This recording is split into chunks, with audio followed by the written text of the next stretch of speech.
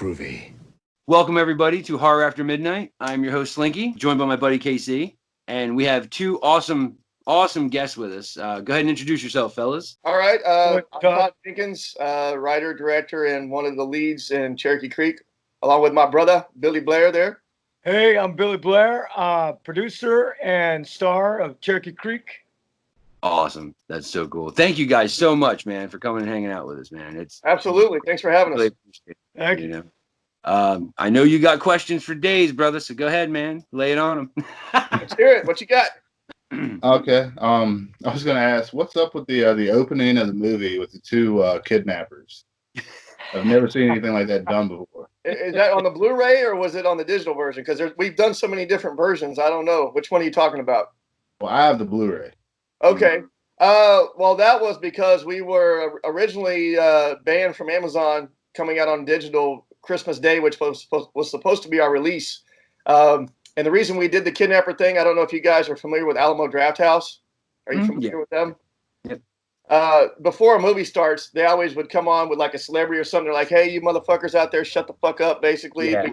You take out your cell phone, you do any of that shit, we're going to kick you the fuck out. Reconsider it.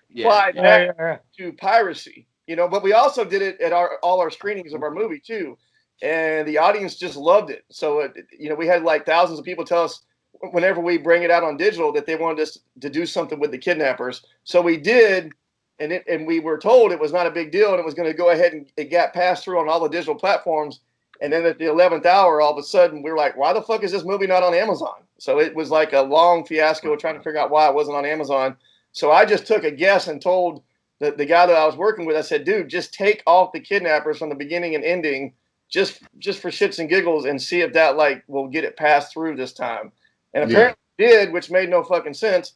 But now we can't play for free for Amazon Prime members because they're still finding the movie too offensive. So whatever. I think it's just them picking on the little guy. That's all it is. Yeah, dude. They're just, The whole story about our whole situation. Big fuck you to everybody that were blocking us. The whole story about our situation is something to write about in a book. I'm telling you. And it continues. I mean, the story is never ending. You know, we never know what kind of mess we're going to get in with Cherokee Creek. It's always a mess. That's too cool. That's too cool. Shit. Like, where the fuck did it come from? How'd you guys write this shit, man? Like, what in the hell? Well, Billy was kind enough to share a lot of his stories with me when I was writing the script about his personal life experiences with women and ghosts and UFOs or whatever. So I would have him over and I would talk to some of the other cast members because I had a story outline in my mind of what I wanted to do. But I thought it would make it more fun for us and more real if we could bring in some of our real life stories. So he would come in sometimes when I was filming an audition or something. He like, dude, I fucked a squirter last night, you know. That's where that came from.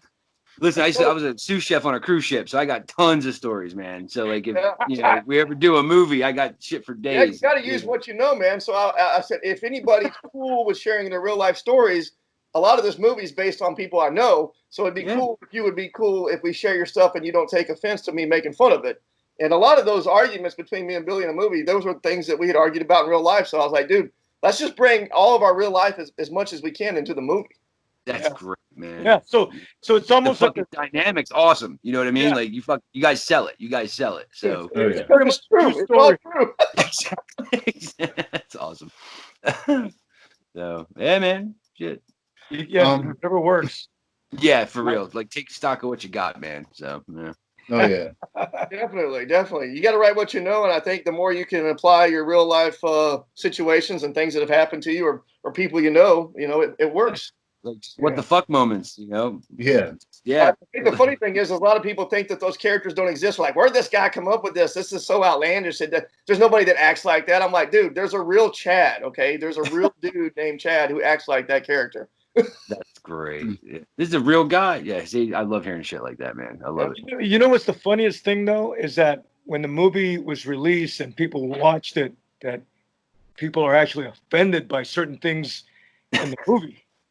It's just like, wow, really? It's a fucking movie, dude. Come on. Like, What is the? I hate hearing I that. think Shit. the I thing mean, is when you're an independent filmmaker, they're way harder on you because, like, I think The Good Boys came out like last year, and it was one of the #1 raunchy comedies. And you got these kids running around with fucking sex toys and saying fuck the whole movie. But that's funny, and we can support that. But you know, you show growing in having a good time, it's not funny. It's offensive. Double standard, man. It's double fucking standard. So yeah. Double, triple, quadruple standards now. I can't fucking figure it out. It changes Yeah, I every day, you know. You can't keep up with it.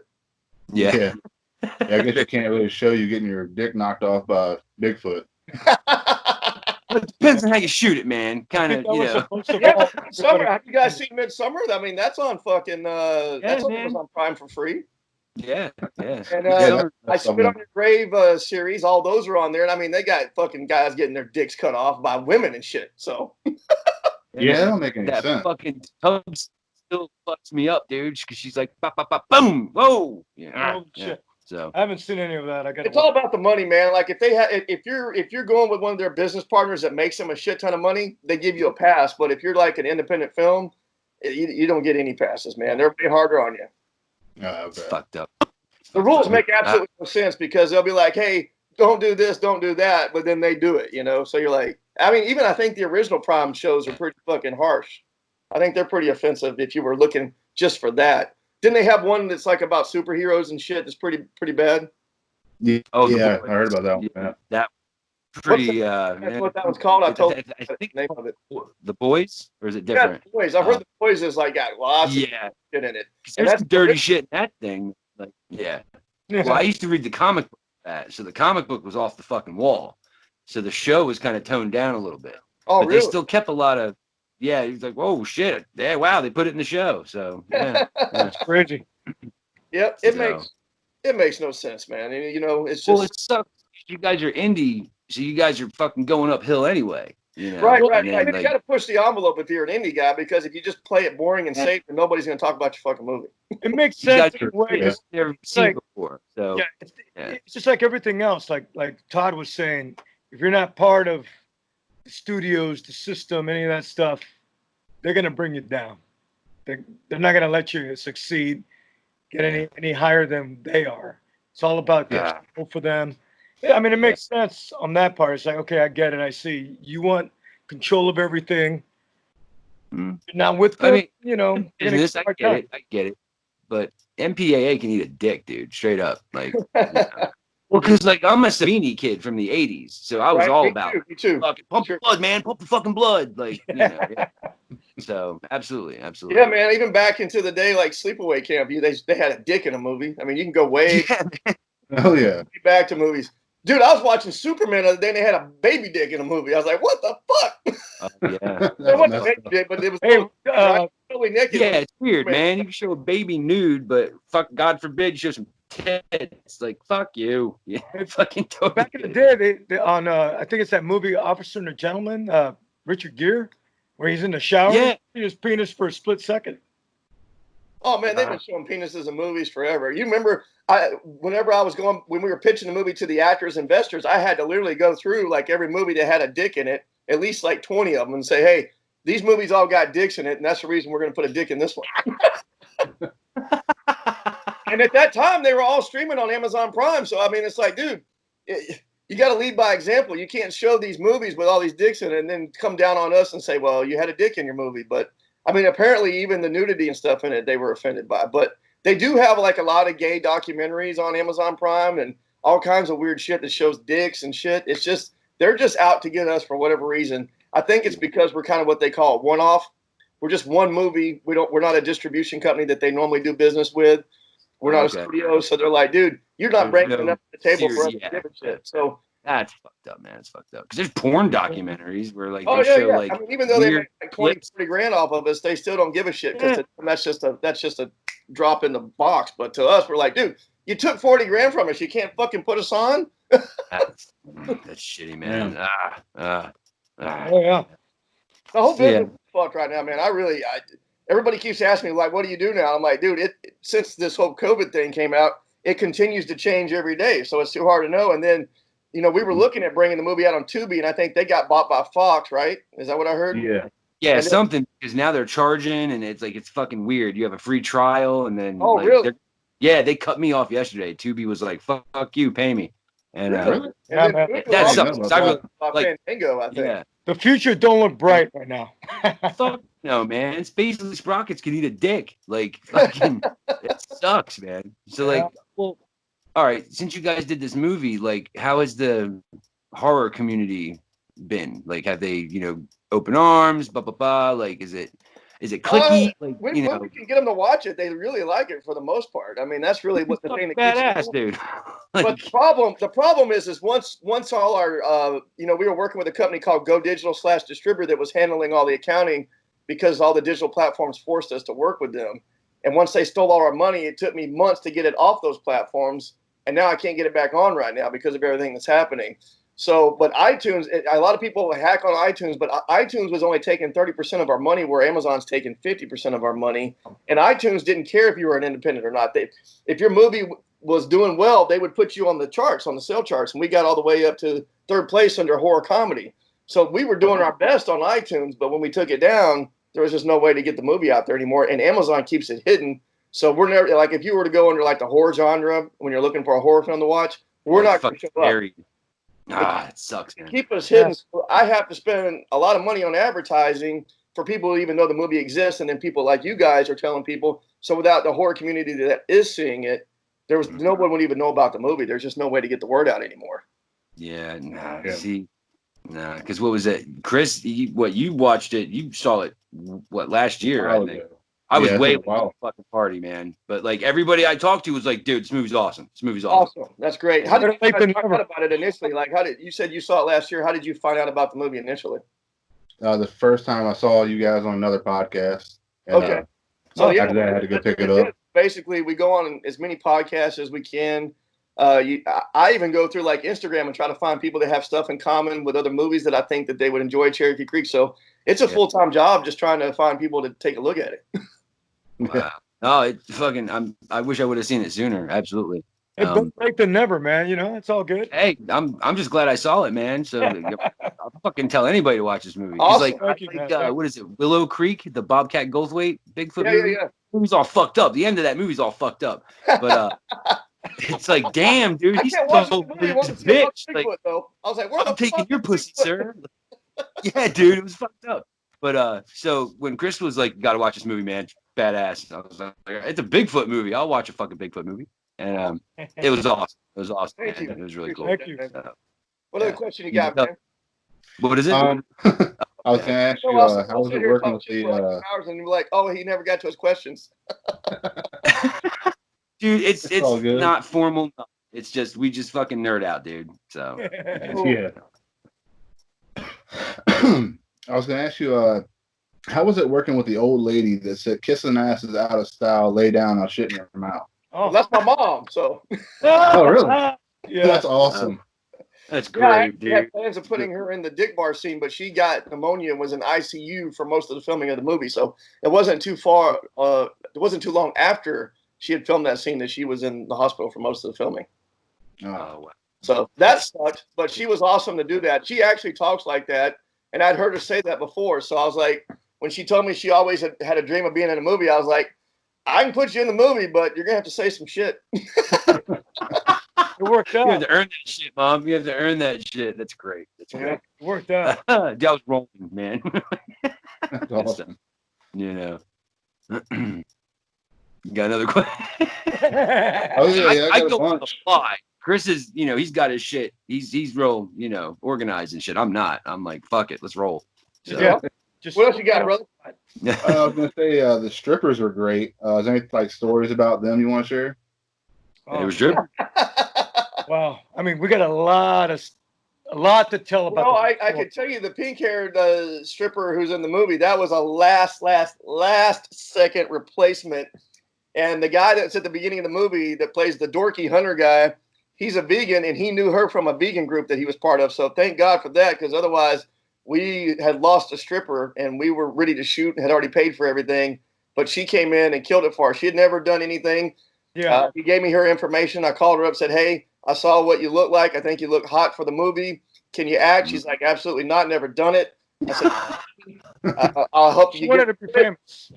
Yeah, exactly, man. Just take your fucking clothes off. That's awesome. That's awesome. No, but It was actually written for actresses that we knew that had done nudity in movies before, but whenever we showed them the script, they said they didn't want to be a part of it. They said they tried to come back and cover up and say, hey, I don't do that. I don't do nudity in movies. And I'm like, the whole reason I wrote the movie is because I saw you doing nudity in movies. So Man, God damn it. They, I wrote they it, show up and get but morals all of a sudden. if you don't want to do nudity, then don't do it. Yeah. Yeah, Wish you would have known me, man. I know a bunch of fucking strippers and hookers in Tampa. I mean, well, stripper dancers. so the girls that we do, the They're girls that we did entertainers. get in the They're, movie, yeah, they're adult entertainers. Yeah. So. No, but the girls were actual strippers. So we actually Oh, real yeah, strippers for the movie. They were real strippers for sure. Yeah. It's great. That's awesome. They look like they know what they were doing. Well, it's that thing. It's like just let Todd direct you. I mean, just say Fucking sold me. Sold me. That's great. That's great. Well, all right. What was it? We heard some shit that happened last year with I guess it was the indie scene where people were getting like ripped the fuck off in their Right. movies and stuff. That's what I was telling you about with the distributor go Oh, discount. yeah. That's the horror story right there. Yeah, they stole everything from us. We didn't get shit from that, man. We busted our ass marketing the movie probably for a good 6 to 9 months.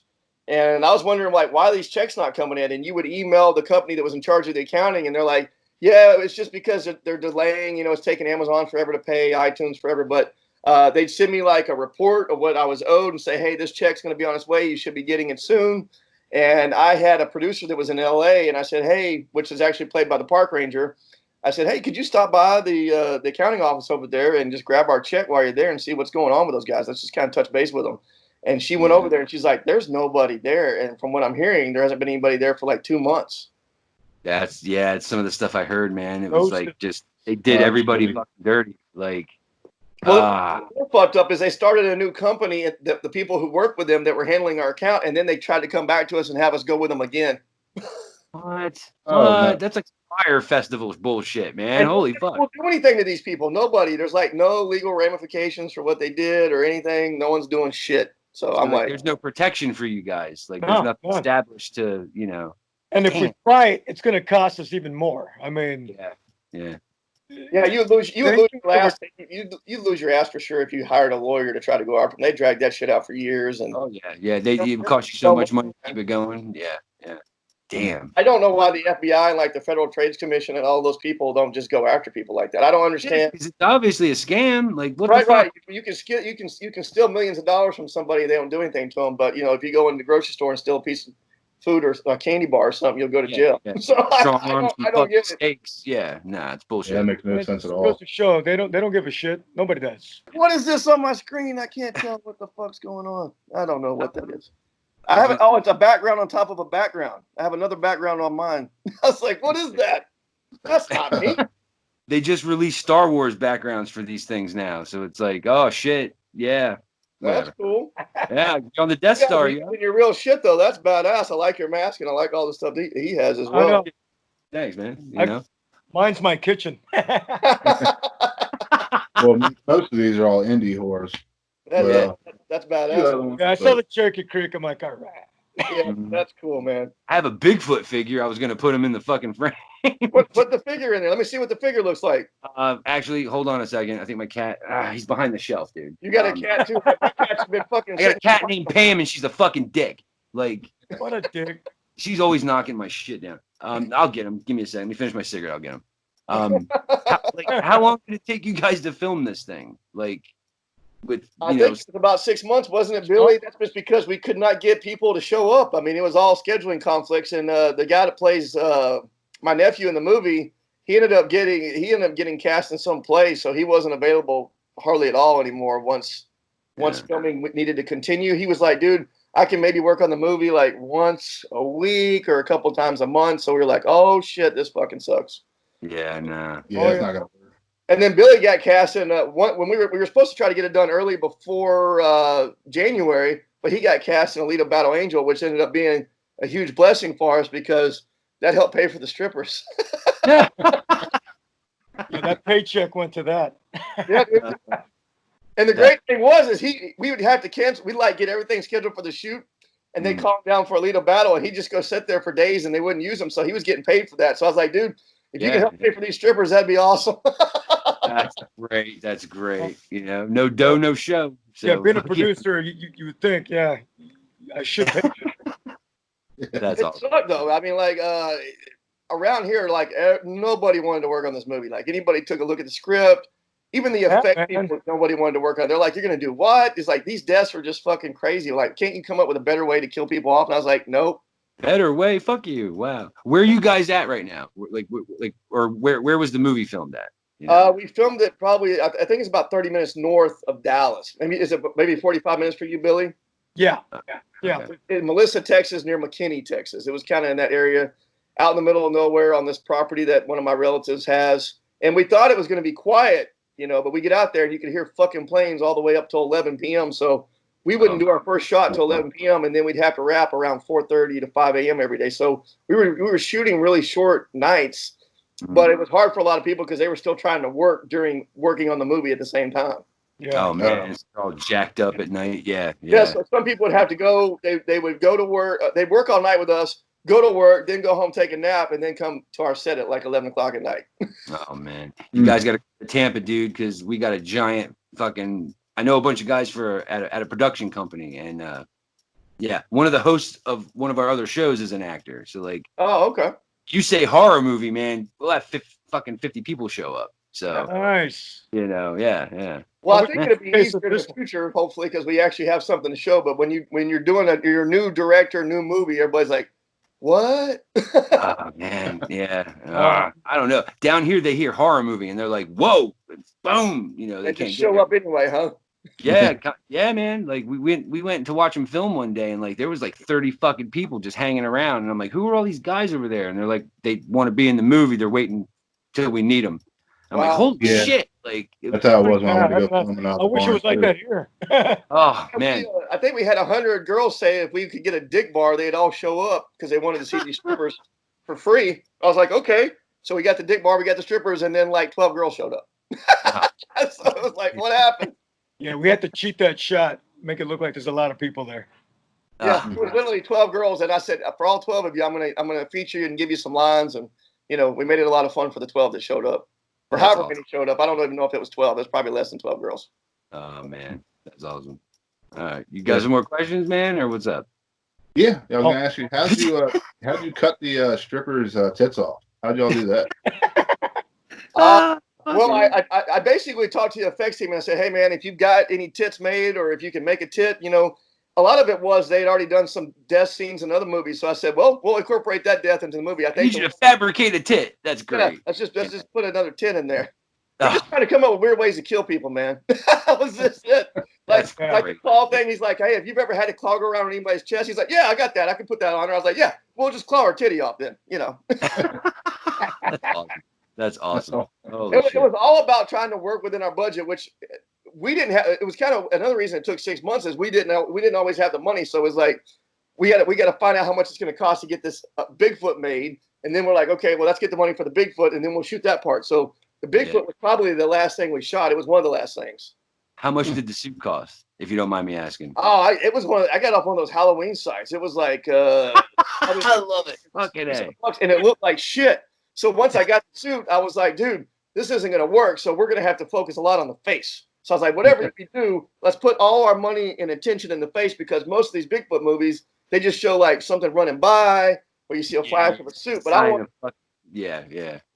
the face to look kick ass. And then it was like, let's just try not to show the body too much. But the guys that we hired, Andy Aerosmith and Emma, they said they could really work hard on the face and they would try their best to make that suit work. And I think it did. I mean, it's a little in places, but that's good. For the movie, though. I think it all works. Well, like I've seen a few movies where it's like that's a fucking monkey suit, dude. Like what the fuck? Like you guys didn't even try to hide the shit. You know what I mean? So it's we didn't use the mask. It was actually prosthetics that took several hours to put on the guy. So once they got it all on, I was like, dude, we're gonna shoot till we can't shoot, and we basically shot him until it melted off his face. Oh yeah. It was all day, all night till the next day shoot. You're stuck. I think he had to go pick up his kids from school or something, or I think he had to take his kids to school. That was the only reason we stopped filming was because it had melted off. and he had to go take his kids to school. And I was like, well, fuck it, we're not gonna be able to film anymore with Bigfoot. It's over. Oh my. Yeah, it's kind of cool. Y'all added in another extra actor Bigfoot along with that one. What's that?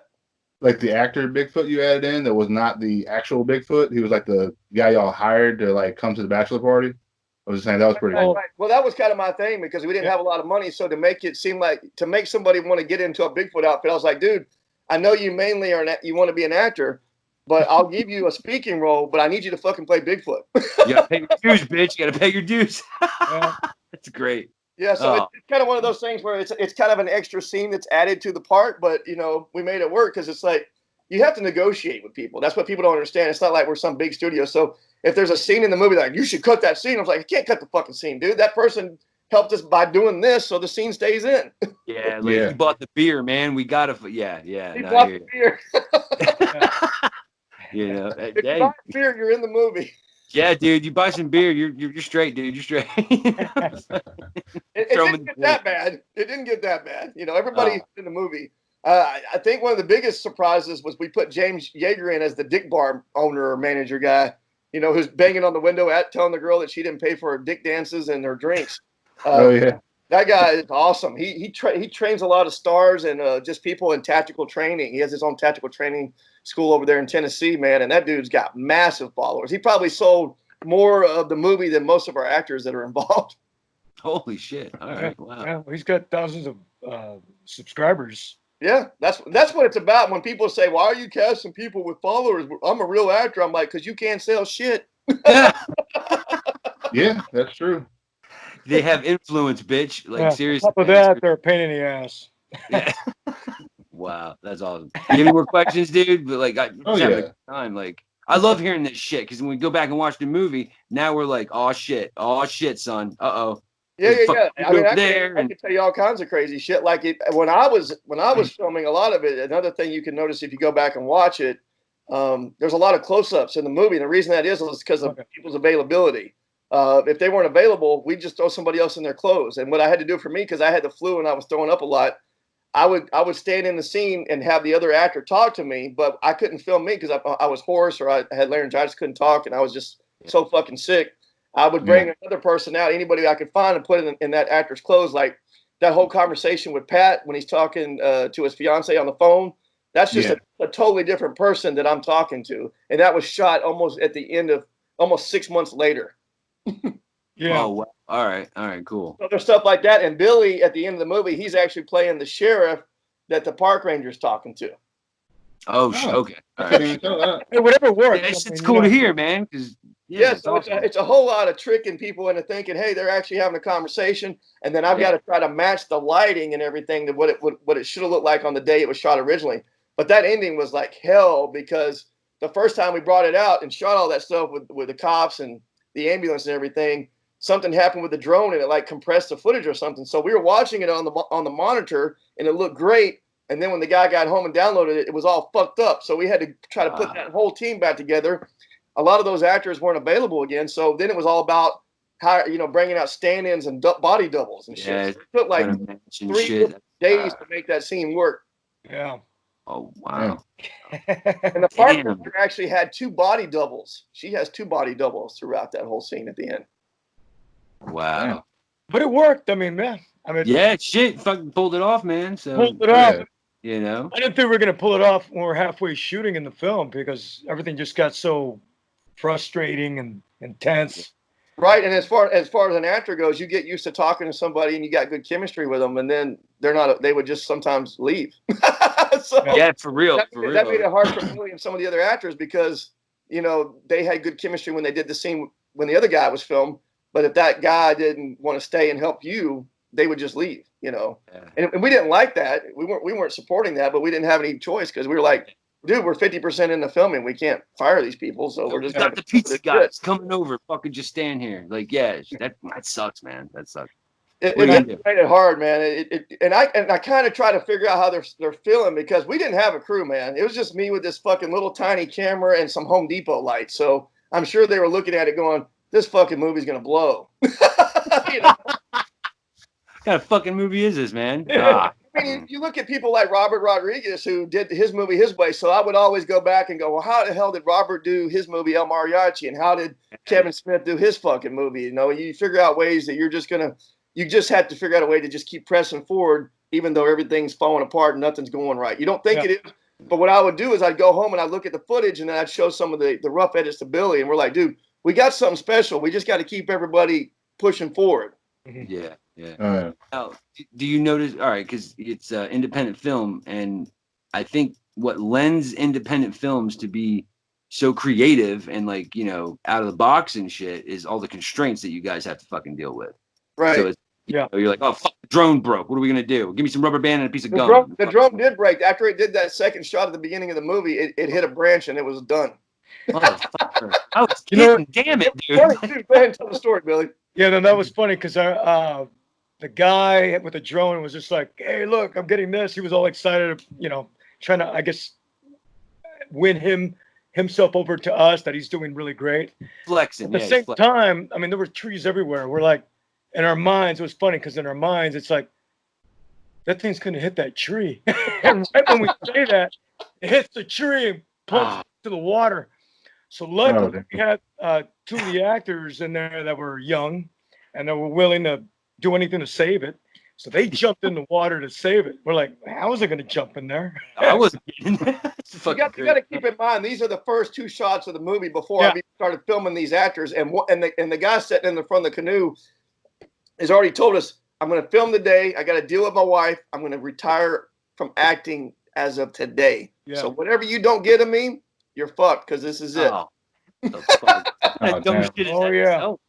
Now, did you shoot the film in order? I worked with him for so long on his auditions, and he was booking everything, man. This guy was like on every TV show, every big studio film, and I was like, dude, just come out for one day and I'll get it. And then it fucking rained the whole time, too. Of course.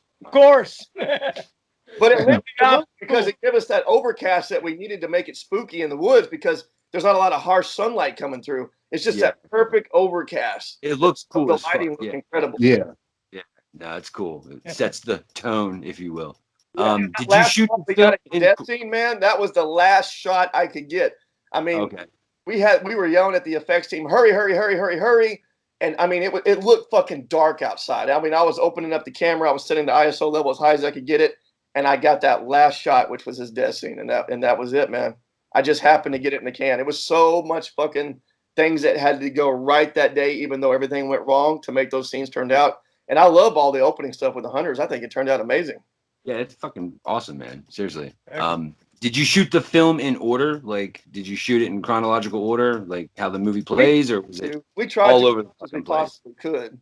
Well, the thing we had to shoot around the strippers though. Like we had to, like a lot of the stuff was filmed before the strippers got there. That when like the scenes where there's just two people talking, like the producer guy and the Bigfoot guy in the Bigfoot suit, you know, where they had their conversation.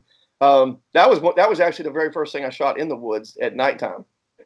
Okay, all right. So that kind of let me know that I was going to be able to do it. And we didn't have any light. We didn't have anybody help me that night either. So it was those two actors, and then one of the guy that plays Jarrett in the movie, my nephew in the movie, he came out and helped with sound that night.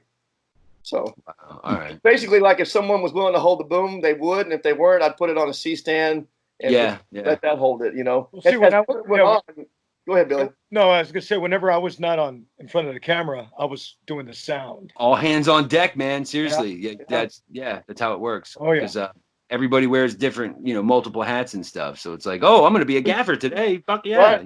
Well, you got to make it. You got one guy moving around lights, one guy with sound. Yeah. Move your ass. We need the shot, bitch. Like, But I just for Todd. Like, tell them where to put it, though. I mean, everybody was good. I think one of the biggest challenges for us was making that damn fire every day. So we always had 2 or 3 guys that would just focus on getting a fire, and they did an awesome job. But making a fire that lasts and does it and looks good on camera is harder than you think. Yeah, man. Yeah, because you can make a fire and have it look like beat shit, but you know, whatever. But yeah, and it didn't always look amazing. I mean, a lot of people use those fake fire lights, but I had no money for jack shit, so it was like, we're just gonna practical use a fire, always man. better. That's fucking great. That's great. And that's where the lanterns came into play too. I was like, dude, if I can get these Home Depot lights with lanterns and then a fire, I think that will light up everybody pretty well. Because I didn't want a whole like a fucking stand with like 2 floods on it, like. And then That's I would use a lot of diffuser and silk on the lights too, so that helped as well. Wow. I think it looks great though. I mean, I don't think anybody's gonna look at it and go, "Oh man, this is lit with Home Depot lights." Dude, No. fucking, it's awesome, man. You guys fucking pulled some fucking shit off. It's great. It's great. There's no, can't really attack anything on it. Like, fuck you guys, this part sucks. No. Yeah, that's what happens when you like spend your hearing money, this man. stuff because it really like it sells it even more, if that makes sense. Like, you guys were like hanging from a fucking tree with a belt to get this shot. Da da da da da. And Right. yeah, man, it makes it. Which we kind of did. It's great. Love hearing that. Because like a lot of those nights it was really cold out there, and when It was 10 degrees and sometimes lower than 10 degrees. I don't know what it was about that winter, but it was awful. We were all getting sick, dude. Right? It was just yeah. awful. Yeah, I didn't know it got that cold down there. I mean, you could tell on some of that winter, man. It normally does not get that cold, but that winter it was fucking. It was really awful. fucking cold. Of course, it would be that cold when you're filming your fucking.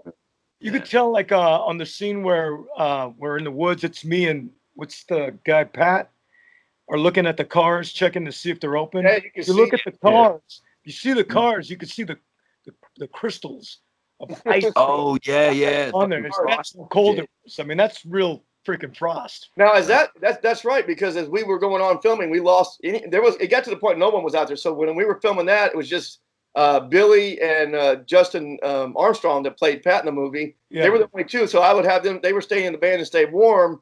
And then I was out there lighting it and setting up the sound. And I'd go, okay, guys, get the fuck out and let's get it real quick. And then I let them go back in there and I'd just stay out there and try to get the set ready by myself. Because I didn't want them to come out with red faces and be all fucking cold looking.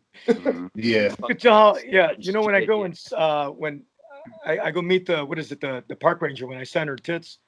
Yeah. You could tell how cold it is because you see when Jenkins, Todd's character, introduces me to her, my face is red. You could see that nose, when somebody's nose gets really cold and it looks like a fucking Eskimo. Yeah. You can't really tell in the movie that we're freezing our ass off, though. That's one of the things that was crazy is it doesn't look like it's as cold as it is. No, not at all. Well, us being actors, big challenge in the movie too, because people would all of a sudden when I would cut, they'd put their jacket on and keep it on. And because I'm in the scene with them, I may forget to tell them to take the fucking jacket off. So I'll be like, dude, why'd you put the fucking jacket on? Take the fucking jacket off, Continuity, motherfucker. Like, But then I fucked up too, man. I put my jacket on at one point and I was like, God damn it, we got to write a whole fucking scene where I'm going to put a jacket on, take a jacket off. So we had to keep writing scenes of us showing us taking jackets on, putting jackets off. Oh, man. There's everybody take your fucking jackets off and leave them off. Yeah. There was a scene with Chad where he runs off into the woods when Bigfoot is chasing him. We had to write a scene where he knocks the chest cooler, knocks the lid down because it was something that the continuity I would constantly have to change different down up to match continuity. So we're like, all right, so when he takes off running, just close the lid. Well, sometimes they'd have their gloves on, and the next scene they don't have their gloves on. I'm like, what the fuck happened to your gloves? Yeah. And people were losing wardrobe and props too. Like you're like, where's your fucking flashlight? Or where's your fucking gloves? Or where's your jacket? They're like, oh, the flashlight. Oh my God, we lost that how many times? I don't know what happened to it. I think someone borrowed my jacket. You're like, someone borrowed your fucking jacket. It was crazy. Don't loan out your fucking jacket from the movie. I try to be nice to not say bad things about some of the actors there, but it wasn't pleasant. Well, I tell everybody, especially when you're fucking people coming together, they all got different shit and whatever. Yeah, absolutely. The most important thing about doing an independent film is you got to tell everybody, if you got a better place to be than be here, then don't do the movie. Yeah. True. Very true, man. If you got some other place you'd rather be, don't do the movie. Because even if I'm at home, with my wife, or we're watching some reality TV or some bullshit show, I'm like, dude, in my mind, I'm thinking, I want to be on set somewhere. Yeah. No picture of any of that, but I mean, that's what I dream about. When I'm on set, that's when I'm most happy. So I want to be on set. So if I'm there for 14 hours or 18 hours, I'm not going to fucking freak out and go, dude, I've been on set too long. I got all this shit I got to do. That's where I want to be. So if you don't want to be there, then don't say you're going to do it, because independent movies are the biggest challenge in the world. They don't have the kind of money that the studio has, and you're going to have to fucking put in extra effort to make it good.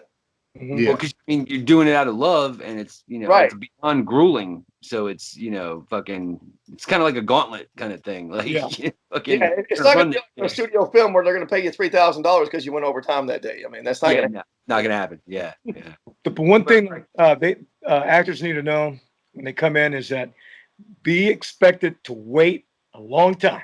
Yeah, hurry up and wait. Hurry up and wait. Then wait. I didn't think we ever waited that long. Did you, Billy? I thought we shot pretty quick. No, but some certain people on set just thought it was too long, and they thought it was ridiculous. Like, it's really. But I mean, dude, honestly, we didn't even start till 11, and you were going to be gone by 5, so you weren't even going to be there that long to begin with. Yeah, dude. I've been here for 6 hours. That's not bad at all. Yeah. Wow. Now, all right. Did you guys get like a premiere where did you guys like get to see it with an audience? Oh, yeah. Was it? Yeah. How did that go? Was, like, what's up? That was great. I did a lot of test screenings with people at first, and I brought the cast over when I thought we had a pretty good rough edit, and showed it to the cast. So all the people who probably thought it was going to be a piece of shit, they saw it, and they were really freaked out at the quality. Like, holy shit, this movie's amazing! Like, I can't believe that's what we shot, and that's how it turned out. And I'm like, I told you, it was going to be awesome. Yeah. But when we actually did the premiere, I mean, that was like that was the most fun, I guess. Not most fun, but it was exhilarating. Worth it? Like, for me, it was the most fun for sure, because that you get to see your hard work pay off, because you're making the movie for the audience, right? Like with theater or stand-up comedians, whatever, they're constantly getting feedback from the audience. You don't know if people are going to like your fucking movie or not. You don't know. You don't know what's going to happen when you put it up there on the screen. You're like, are these people going to like it? Are they going to laugh? Are they going to be like, this fucking movie's too long? You don't know what they're going to think. So I even brought out like a documentary film crew to film all that stuff, just so I'd get reactions and see if I needed to cut stuff. And it seemed like to me, even though the movie was running about an hour 52, the audience was engaged for the entire time based on what we were seeing from our test screenings. Yeah. The cool thing, the movie doesn't drag on at all. It's like very fast paced. When they jump shit, were you like, got him, fucking got him? Like, Right.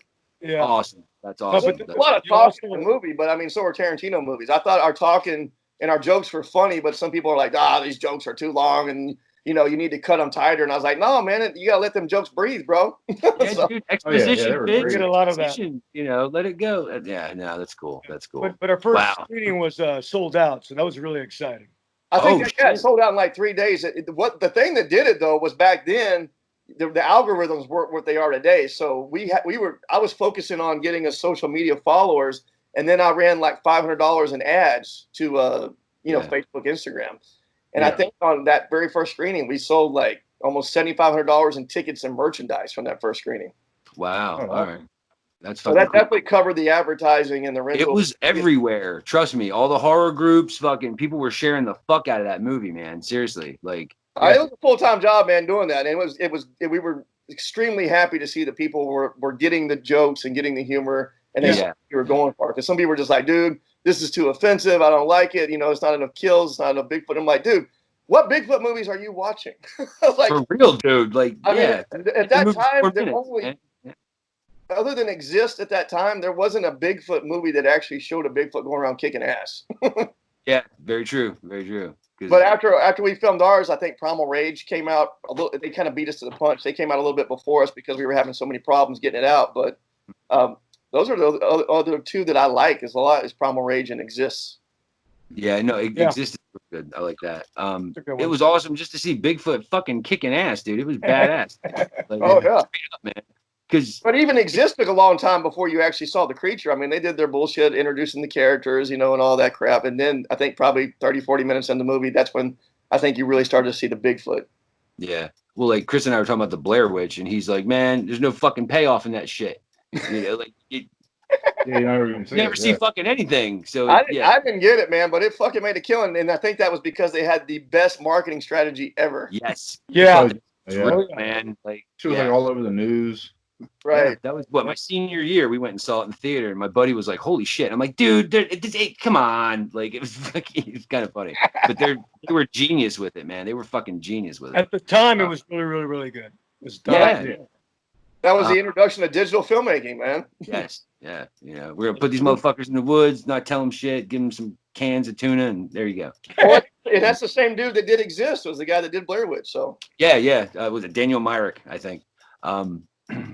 Was it him? It doesn't matter. All right. I think it was another guy. He had a Hispanic name, but shit, I can't remember. Oh, I know who you're talking about. Roland Emmerich. Is that it? No. It doesn't matter. It doesn't matter. Somebody look it up quick. Yeah. Look like an asshole. I'll look it up. You guys keep talking. So what's next, man? Like, this shit elevate you, open doors, stuff like that. Like, I mean, we do have something planned that we want to do that involves with Cherokee Creek. Not necessarily a part 2. Yeah, but I don't know, man. This whole the whole thing with the stripper and all that put a foul taste in our mouth. So I don't know, Todd. It's up to you. I mean, right now it's about we want to get the movie. We want to get back to where we were initially when the movie was making money. So now it's about getting it back out on iTunes, getting it out hopefully on Tubi or whatever the fuck's out there. Try to get it all back out. But in order to do that, we have to go through one of their business partners yet again. So there's really no way to know if they're going to screw us over again or not. And that's going to cost us anywhere from like $2 or $3 grand. So we're going to try to raise money through Indiegogo. Once we can get it back out everywhere, we'll go back to selling merchandise and stuff like that. But right now, I mean, we're probably out like hundreds of thousands of dollars that we've lost because it was all stolen. So we don't know how much we made. There's no way to know without getting a lawyer to go in there and audit iTunes, Amazon, and then having someone go and audit their business partners, Go Digital distributor. There's just no way to know. And it's just too expensive to find out. But unfortunately, because of you guys and the fans, I mean, everybody was supporting the movie, and we were definitely on track to be able to either do a sequel or do another film. Yeah. And at least for our investment being because a lot of the actors were working on deferment, so they were going to get paid when those checks came in, and then the checks didn't come in. So basically, everybody's out there marketing money, everybody's out there investment, and then everybody who was wanting to get paid, they're not getting paid. And all I'm doing right now is just losing money. It's fucked up, man. It's a constant losing money thing because right now I still have to advertise the movie every month, no matter what. Because if the movie underperforms on Amazon, they can delete it anytime they want. All they have to say, "Hey, man, your movie's not performing." Fuck? Why is it so fucking shitty like that, man? Like no friend anywhere with this. It's stuff. not like it used to be, man. That's what sucks, you you guys are providing the fucking entertainment, man. All they're doing is showing it. God damn it! Like I know, right? I would think. But I think there's more to that. Piracy came out, and once the digital age came out, it just made it so easy to steal movies, and it just eats you up alive, man. And the sad thing that sucks is the fucking Harvey Weinstein's company, Miramax, is the one that really supported independent filmmakers and introduced us to what we know today, like Tarantino and Jon Favreau and Kevin Smith and all those guys. He's the reason that those movies came out, which sucks because he's such a piece of shit, but. Without him, the movie business wouldn't have ever been what it is, which is weird. Yeah. Well, are you guys writing? Like, you guys got shit, set up to where, when you. We're working on a story for Switchblade. So the whole thing is working on the story for the Switchblade movie, but it's just about seeing what we can do with this because it's hard to get motivated if you can't fucking make $1. Yeah. Like, hey, we want to get out there and lose our ass again. What we originally planned was to do like a fake scene, right, Todd? Or fake teaser for Switchblade and get things kind of rolling, the excitement. Yeah, it generates some buzz, yeah. But hopefully, I mean, if it, like a miracle would happen, we could probably get somebody like a big investor to come in and Rich Uncle. Or do another fundraiser and actually have the fans help out. I mean, it could go either way. Yeah. But I don't know. I mean, right now, the hands are on Todd. As I tell Billy, it's about surviving right now, dude. Like every fucking thing, every time we get on our feet, here comes someone else to knock you down in this fucking COVID-19 bullshit. Definitely knocks everybody down. That's why we doing these videos because it's like, well, fuck, what are you doing today? Jack and shit, man. So let's fucking do it, So it's crazy shit. We don't know when the world's going to go back to filming. I mean, like the thing that finances this is this. If you want to, it's for us is. We make our money acting. I mean, that's where the money is. If you want to make any money, you got to be acting in studio projects. That's the only way you're going to make a living as an actor. Well, and if there's no auditions going on and there's no filming going on, you don't even have a chance at getting one of those right now. Yeah, what sucks now, what I read on an email is that they're when everybody gets back into filming, there's going to have to be a skeleton crew now. Yes. And then pretty much every actor has to sign something saying, look, it's not going to be the production's fault if you get a disease, any of that, because I think actors are going to hold that accountable on them. Like, oh, well, I got sick to being on set, so I'm going to sue or whatever. Yeah. So there's going to be a whole new world ahead of us. Fucking weird, man. Like they get one-way aisles and all this bullshit and the distance. Stay the fuck over there. Like it's going to be social distancing. You got to wear a mask. The whole thing is weird, man. Like I research the shit every day. There's so many underground videos you can find from doctors who are coming out against the whole thing, but they get shut down every day. With the antibodies, they said there's no guarantee that if you caught it and recovered, you're not going to catch it again. And it's, now they found it in a fucking house dog. They found it in some cats last week. It's like, what the fuck, dude? What? Yeah. So, yeah. And my whole thing is, man, if you're scared to death, stay home, because if I'm going to die, I'm okay with it. Yeah. True. Yeah. Carol Baskin's. I don't wear a mask. I mean, fuck Carol Baskin. I didn't hear you, Billy. What'd you say?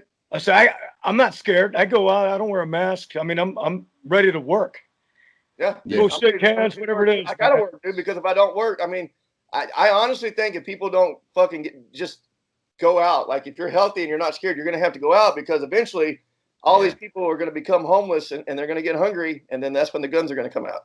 Yeah, dude, I'm telling you. So if you think you're gonna make a trip close to that point, you're not gonna get held up. You got another thing coming. I think now you're seeing the early signs of the rebellion starting to happen. I actually was watching Star Wars last night, and I was like, dude, we're living in fucking the world of Star Wars, if you think about it. Fucking Galactic Empire, goddammit. Yeah, seriously. It's like the Emperor's come down and said, hey, if you don't do this and you don't wear the mask, you'll do that. That's the stormtroopers, right? And then you got the rebellion going, fuck that, we're not going to obey your rules, we're going to do this.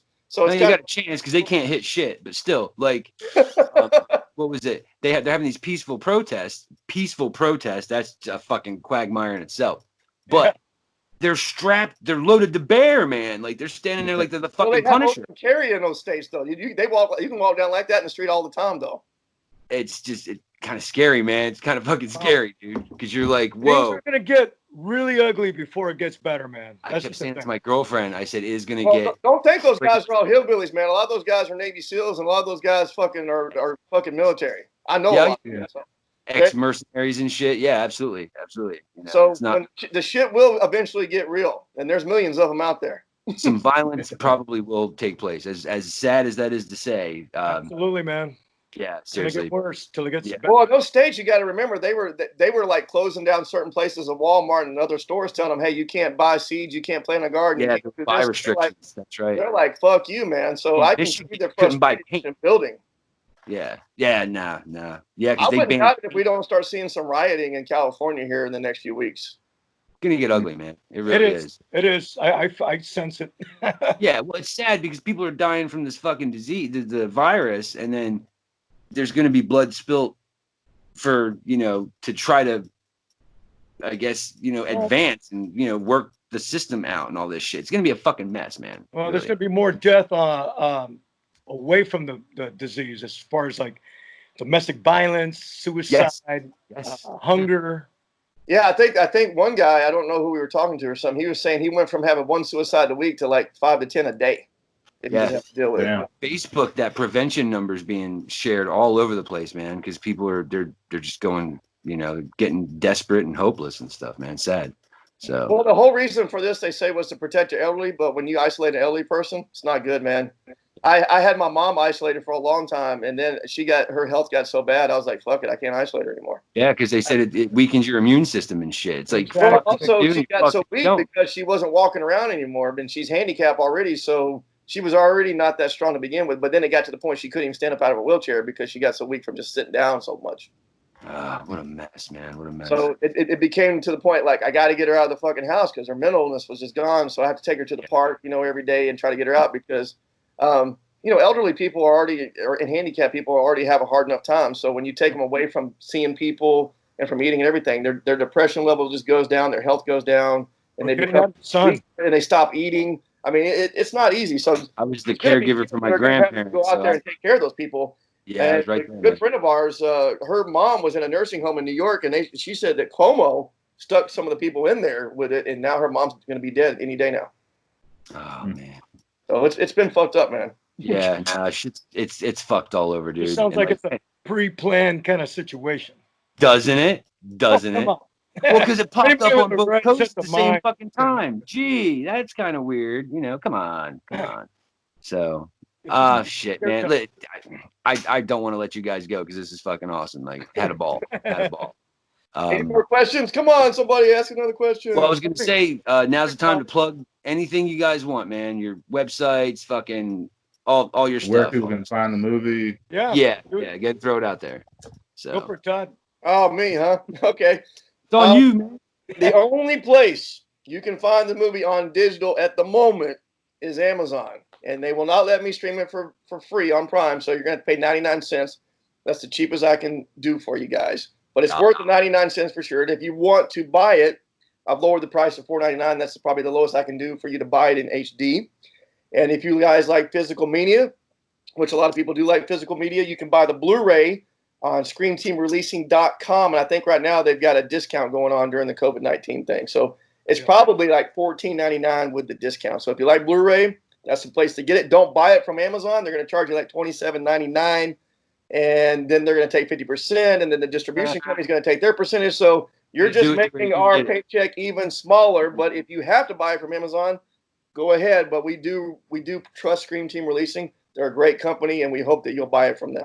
Yes. No, you can find us on Facebook is Cherokee Creek Movie, and Instagram's Cherokee Creek Movie. So those are the main two ways to get in touch with us. Just send us a message if you have any questions, if you want us to come on your podcast. Yeah. Anything. I try to respond to all the fans every day. So. Yeah, you hit me back fast. I was like, oh shit, Grease Lightning. Like that was cool, man. Like so. Yeah, man. It's the way it should be. Exactly. Hey, listen, man, this was a blast. Anytime you guys want to come on and just shoot the shit, more than welcome. More than welcome, man. We appreciate you guys and everything you're doing for independent horror and independent films in general. Thank you, guys. Thank you. We like horror, man, and if we dig the flick, I'll fucking tell anybody to watch the shit. So thanks, man. That's what it takes. We just need a few 100,000 to watch it. I know, right? But no, it's a great movie, man. It's a lot of fucking fun. Like, thanks, man. We appreciate it. It's a good time. It's a good time. Absolutely. Thanks, guys. So, but anything else, Chris? Come on, man. Yeah. I mean, if you want to tell us about the Camp Pisser guy, I can't remember his name. He was like a real dick. He's a real dick. Who is it? Talking about, he's like the atheist dude. Oh, Chad. Yeah, Chad. Any story behind him? That's based on a real dude, man. He's a raging atheist, man. You can follow him on Facebook. So there's no telling what he's got to say about all this COVID-19 stuff. Oh shit! A raging atheist. That's fucking good. Oh, that's great. But if anybody wants to follow him, just send me a message on Cherokee Creek, and I'll send you a link to his Facebook page. Awesome. That's awesome. Based off a true character for sure. Yeah. And there's a real Caroline and there's a real Pat. I mean, those are real people that I know women that are like that woman. I honestly think that hairy dude is married to a woman like Caroline. That's awesome. Well, I mean, obviously, he left his whole fucking family and everybody for this chick, and now she's back trying to work in Hollywood. So crazy. Yeah. Crazy. You come down here, man. We'll come here and take control of this man and change everything. Come down to Tampa, man. We'll get you some real strippers. Entertainers, whatever, Yeah, we'll go over there. I couldn't afford to at the time. That was the problem. Well, just watch your TV, man. These bitches are fucking fierce. Like, So, this was a lot of fun, guys. This was great. They're hard to come by. Yeah, right. Yeah. But no, this was great, man. This was a lot of fun. And anytime you guys want to come back on, seriously. Any other questions about any of the other characters? Come on, Chris. You gonna ask him about some tits? Okay, I got another one. What'd you use for your dick when it got cut off? God damn it! What did I use for the dick when it got cut off? That was a prosthetic dick, but I had ordered one that I would go online and try to find the most realistic one, and I think there was a transgender site, but I did a research on it, and the transgender site for the people who were trans that were wearing these fucking fake dicks around that looked real, and they said they were never receiving the dicks, so. So literally, I would have all these pictures of fake dicks. I think I'd show them to Billy or something. Go, hey, dude, like, which dicks do you guys think look the best? And I ordered one of them. I ordered like 2 or 3 of them because I wasn't sure when we were about to film. And then I gave them to the effects team, and then someone stole the son of a bitch. It disappeared somehow. And then they made us one, and then someone stole that one. And Christ. Yeah. And then they had to make another one. They made another one really quick that they used, and Billy had it in one of the scenes, and we used it when he was running around with it, and it just looked like it looked too stiff. It was too stiff of a little fake dick. Or it was that looks fake. I can't use it. And then Billy had to come out, and we had to reshoot the scene with the new dick that we finally had made. It was like the third or fourth dick that we had made.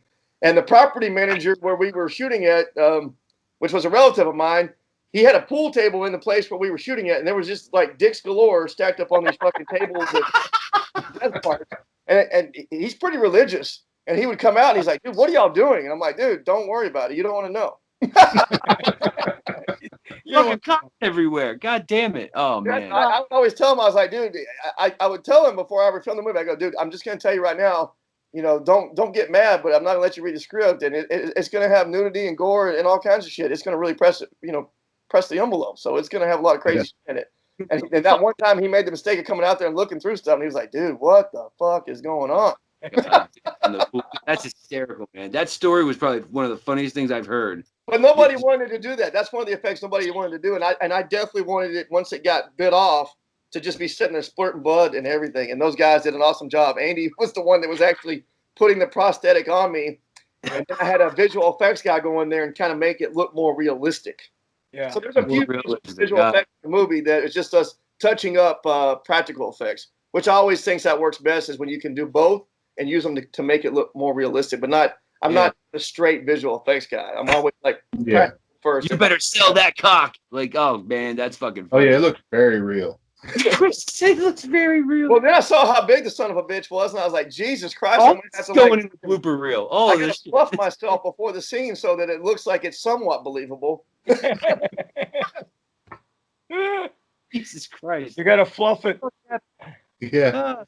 And I was doing like 2 a days and starving myself so I didn't look fat during those shots. So I was like working out constantly. Billy, I would text him at like 4 a.m. and go, dude, I'm still at the fucking gym.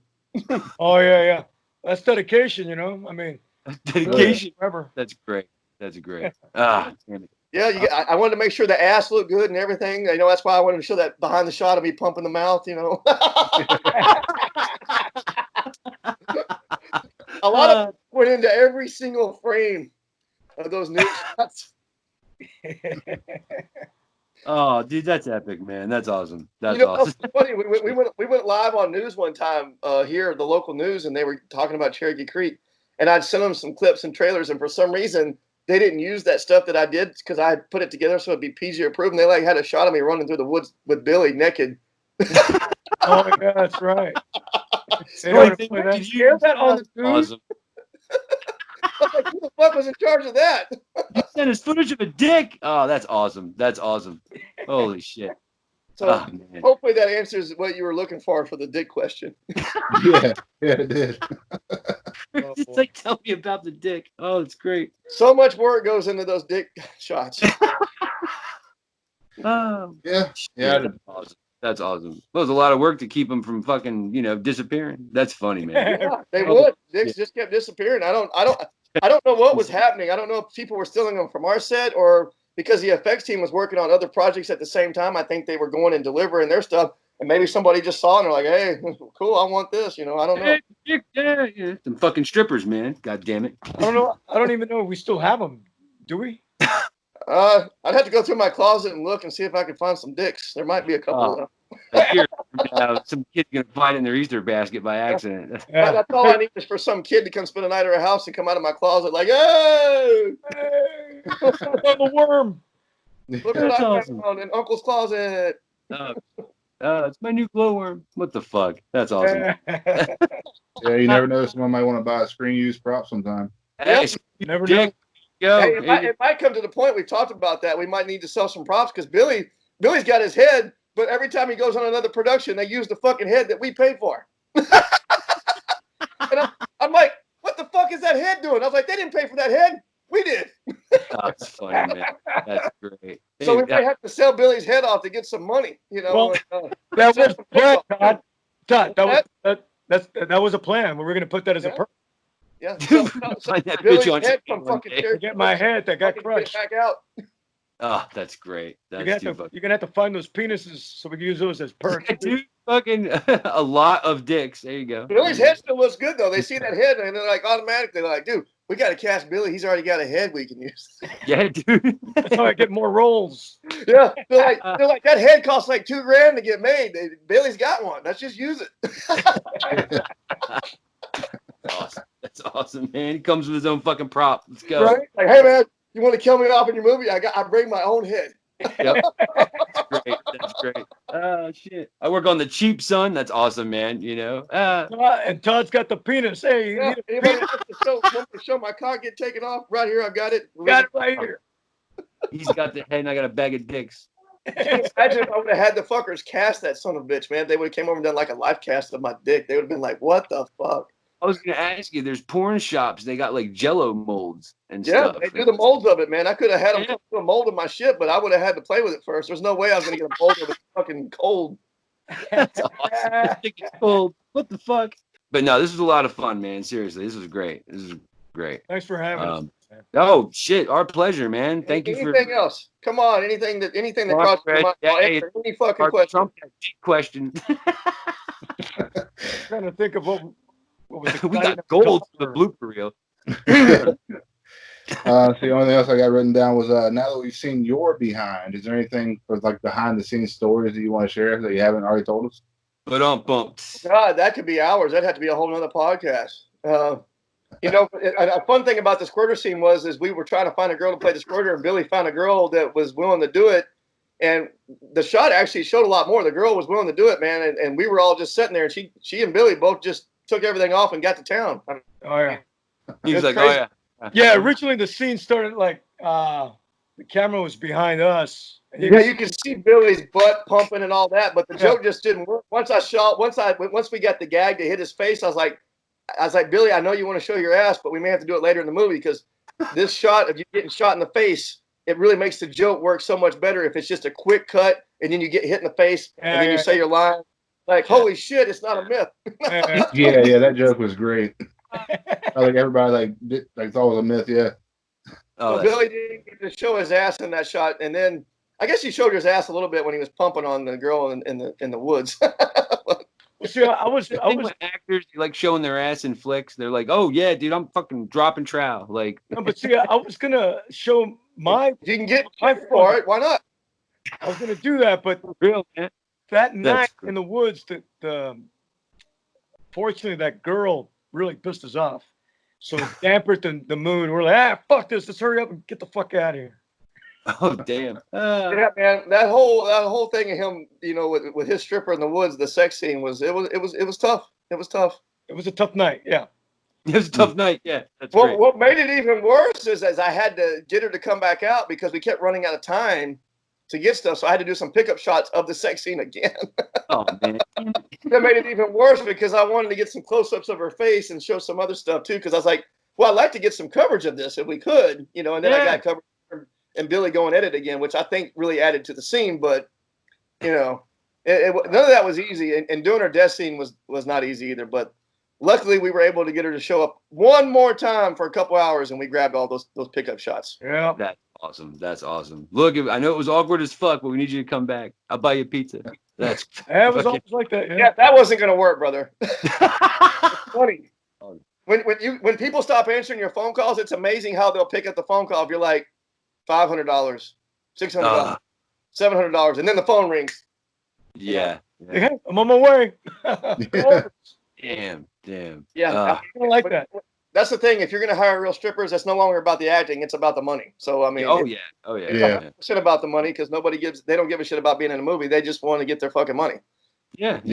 Listen, they don't have to dance on some old fat guy for the money, so they're they all like about dancing on those old fat guys though, man. They could probably make $1,000 in 2 hours versus coming out in the woods and freezing their ass off. the dirty girls. Very true. Very true. Like I tell everybody, man, don't be an actor if you're all about the money, because you're gonna even on the big sets, you're gonna have some hard fucking days, man. There's gonna be a lot of hard days, hard nights, and if you're all about the money, you are in the wrong fucking business. You got it because you love it, man. Seriously, especially independent films. Independent films, man, they have such a fucking hard time. Such a hard time. My whole thing is if they've got the passion and they know what the fuck they're doing, and I know that they got talent, then I'll stick behind them. But there are movies you will go on, and they're the biggest dumbasses you've ever met. Me and Billy have worked with so many people over the years. They haven't even finished their fucking movies yet. There's movies we worked on like 7, 8 years ago that probably will never see. Oh, I know, man. Because they cannot fucking finish a movie. There's one in particular that I was really excited about, and it's not even done. Wow. I don't know how they do it, man. I think the whole thing is you, like we were talking about earlier, you almost have to have nothing and bet everything on the movie to try to become something. Because if you've already got a lot going for you, you've already got a good job, you've already got the family and the kids and all that, there's no reason for you to fucking finish the movie. Yeah. The post-production on a movie is so fucking hard. And what's even harder than the post-production on the movie is the marketing of the movie. And nobody gets that. They think, because everybody's so fucking exhausted and they've had it, they're like, fuck it, I'm done with the movie. Just put it out everywhere. They'll go to any shitty distribution company and just go, put it out everywhere, and then they'll never see a dime. Because they're so exhausted from making the movie. Yeah. They think magically that when it comes out, they're going to make that money back, and they just never will. If you don't do it yourself, you don't have a chance of hell of making any money. Yeah. Yeah, like, that sucks, man. That sucks. Because it's like, I don't even want to look at it. I don't even want to fucking see it. And, yeah, you know. I mean, now it's been years, and I'm still having to market Cherokee Creek every single day, but we find guys like you, and we find a new audience every week. There's always a new group of people. God damn it. I'm sorry. All right. we got to go. The producer, she's going to throw a fucking shoe at me. So, yeah. Again, guys. Yeah. Definitely want you guys to come back. Absolutely. All right, cool, man. Well, thanks for having us. Thanks, guys.